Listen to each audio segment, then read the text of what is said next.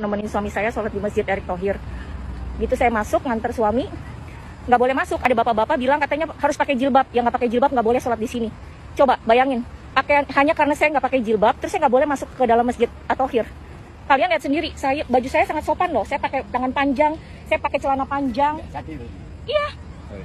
Saya pakai baju sopan banget, cuman saya nggak pakai kerudung. Saya nggak boleh sholat di sini. Padahal tahu sendiri dong Pak Erick Thohir, dia baik banget dan saya pasti boleh sholat di sini sama Pak Erick Thohir.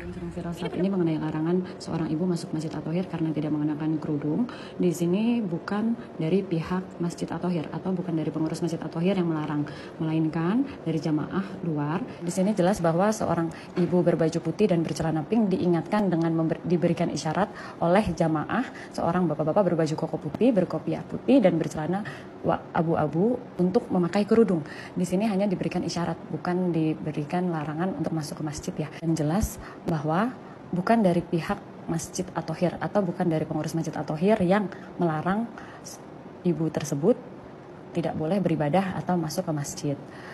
Kami dari pengurus Masjid At-Thohir tidak pernah melarang siapapun untuk beribadah di Masjid At-Thohir, baik yang misalnya mengenakan kerudung maupun tidak mengenakan kerudung pun kita perbolehkan untuk tetap beribadah di masjid.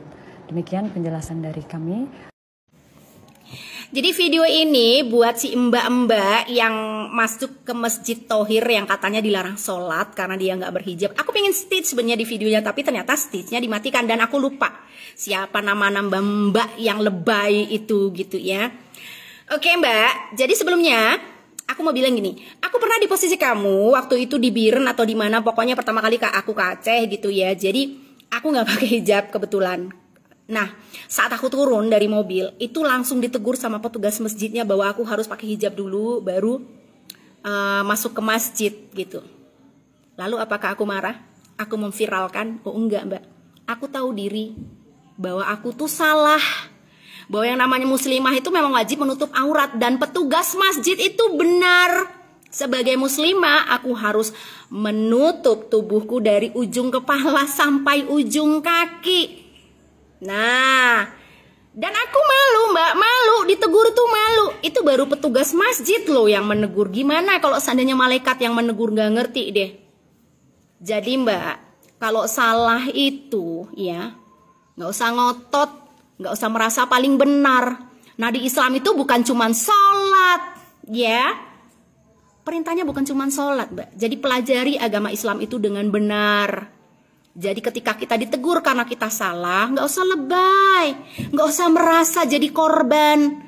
Beruntung seharusnya mbak berterima kasih kepada petugas masjid itu yang mengingatkan mbak untuk menutup aurat.